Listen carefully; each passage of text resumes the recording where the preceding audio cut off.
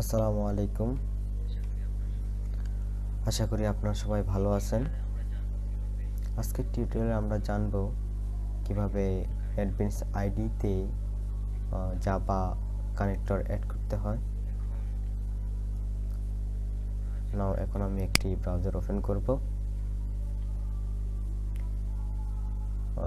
এটি হচ্ছে MySQL এর কমিউনিটি সার্ভারের একটি ওয়েব পেজ। এই পেজের লিঙ্কটি আমি ডেসক্রিপশন বক্সে দিয়ে দেব। এখান থেকে আমরা কানেক্টর জিপ ফাইলটি ডাউনলোড করব। Now click on download.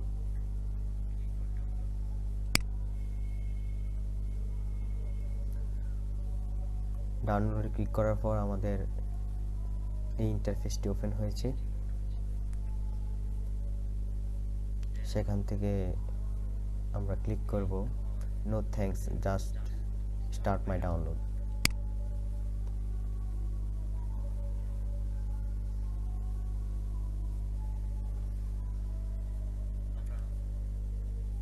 আমি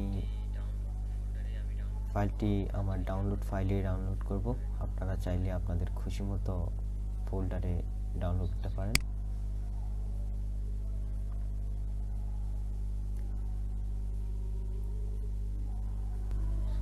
ডাউনলোড সম্পূর্ণ হয়েছে। এটি আমি এখন মিনিমাইজ করে দেব। এখন যে ফোল্ডারে ডাউনলোড করছি সেই ফোল্ডারে চলে যাব।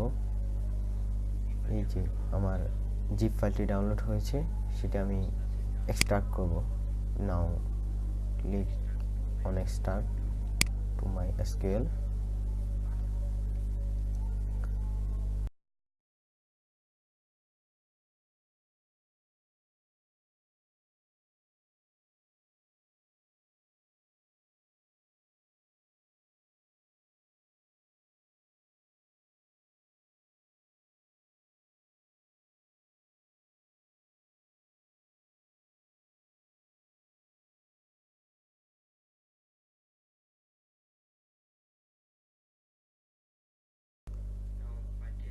ফাইলটি এক্সট্রাক্ট হয়ে গেছে।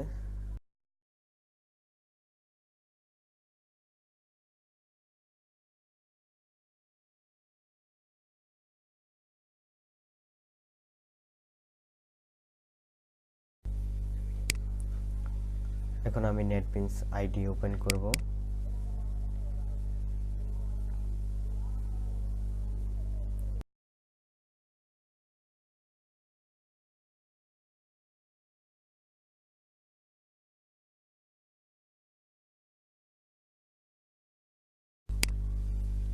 আইডিটি ওপেন হওয়ার পর আমি একটি নিউ প্রজেক্ট নিব। New project, so Java application next. আমি প্রজেক্টটির নাম দেব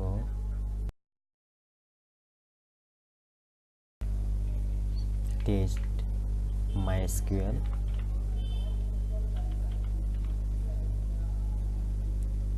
নাও ফিনিশ ইট।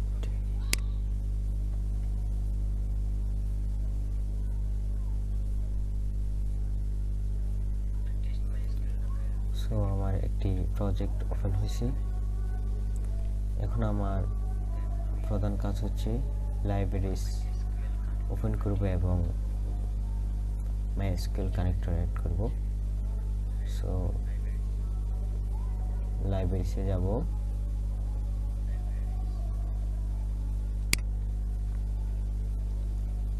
সেখানে কোনো ফাইল নাই, এখন শুধু JDK 1.8 ডিফল্ট যে ফাইলটা সেটি আছে।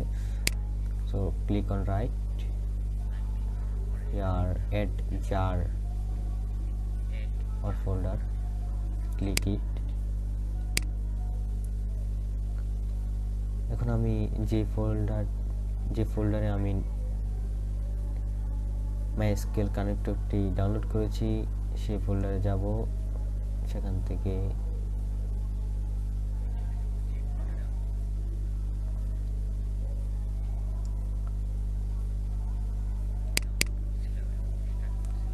ডাউনলোড ফোল্ডারে ডাউনলোড করেছি, সেখান থেকে আমি এক্সট্রাক্ট ফাইলটিকে ক্লিক করব।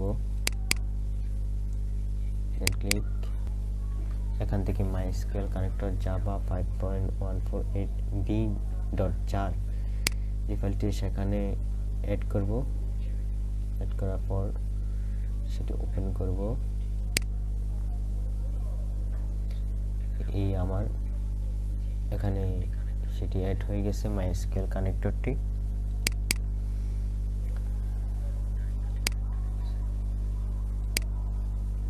এখন আমরা টেস্ট MySQL নামের প্যাকেজটিতে একটি নিউ ফাইল নেব। সেটি হচ্ছে যে ফ্রেম ফর্ম। এরপর এটির নাম দিতে হবে একটি।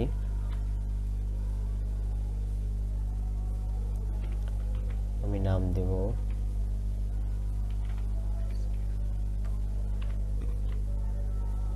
New MySQL।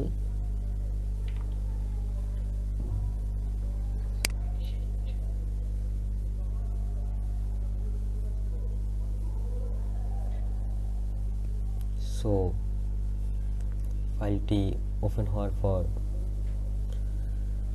এরকম একটি ইন্টারফেস আসবে।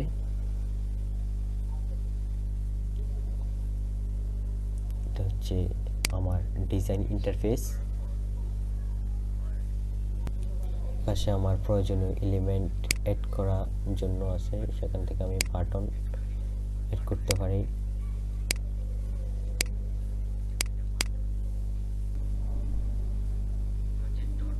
যে বাটনটি আমি অ্যাড করেছি সেটার কোড হচ্ছে এটা।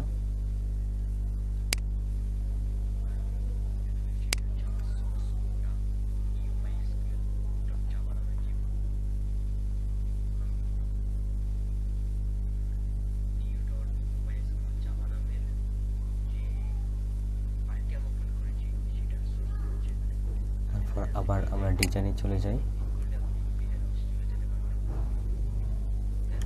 ডিজাইন থেকে আপনি আপনার পছন্দ মতো আপনি যা যা প্রয়োজন এখানে সব কিছু আছে, এখান থেকে যে কোনো কিছু অ্যাড করতে পারেন।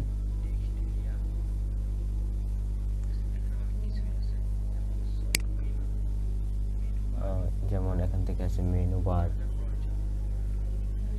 Menu item. এরপর এখান থেকে টেক্সট এরিয়াও অ্যাড করতে পারেন ইচ্ছা করলে। এখান থেকে অ্যাড করতে পারেন টগল বাটন। সো আর দেরি না করে আমি টিউটোরিয়ালটি এখানে শেষ করছি। আশা করি সবাই বুঝতে পেরেছেন। অবশ্যই আপনাদের মূল্যবান মতামত জানাবেন। আমি টিউটোরিয়ালটি আজকে এখানে শেষ করছি। আল্লাহ হাফেজ।